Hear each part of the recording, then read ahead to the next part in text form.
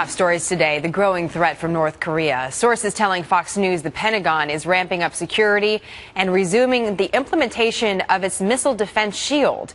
This after North Korea warned of a preemptive nuclear strike against the United States. General Jack Keane is a retired four-star general and former vice chief of staff of the Army. Are we safe, General? Well, there's certainly a growing threat from North Korea. We know they have nuclear weapons. They're trying to miniaturize them so they can affix them to a missile.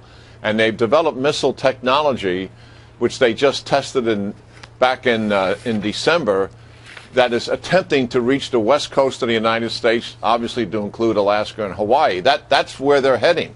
We have to take that threat seriously. So these interceptors that we understand are going back into place, or they're being placed in Alaska and California. How good are they? Well, our missile defense technology is the best in the world. And you saw a display of that to some degree with the attack on the Israelis, because the technology they have and what we have is very close. So we do have the capacity to knock those missiles down, to be sure, and certainly thickening that defense land-based. But we're also thickening the maritime and sea-based defense as well. We've heard so many threats over the years from North Korea, General Keane. Why do you think this time is different, or is it even different? Well, it is different in terms of the evolving nature of the threat, as we just discussed. They're increasing their capacity and capabilities.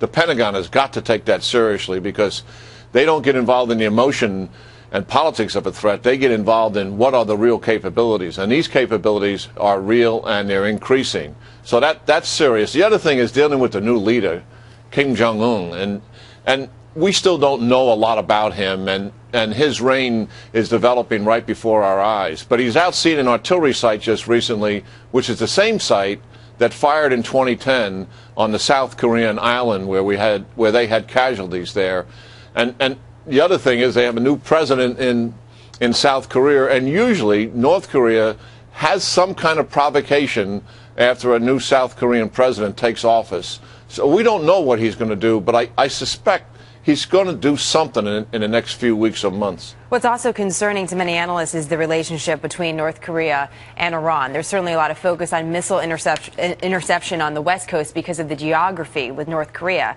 But what about our East Coast? What about their relationship with Iran? Should we be looking elsewhere besides just Alaska and California to beef up our defenses?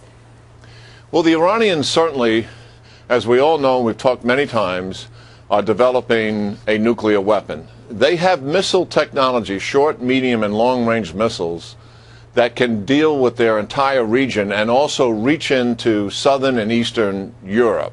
They do not have transcontinental missiles, so-called ICBMs, that we have.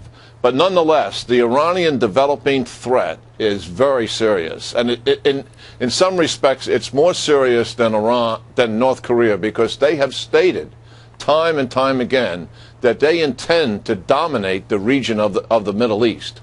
And certainly this weapons technology is part of that geopolitical effort. A lot of these efforts are defensive efforts, right? These missile interception, this is about, a missile coming in and being able to knock it out of the sky. Do you think for either situation, North Korea or Iran, instead of being reactive, we become more aggressive militarily to put a stop to their threats? Well, I think geopolitically our objective in North Korea should have been for some time regime change. I'm not talking about military force, as you suggested, but a significant geopolitical and clandestine effort. That should always be our goal, and do that in cooperation with the South Koreans. And certainly as it pertains to Iran, I don't believe for a minute that we should permit them to have a nuclear capability, given their stated, clearly unequivocal strategic goals.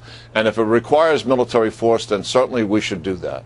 General Keane, always nice to see you, sir. Thank you. It's good seeing you, Jenna.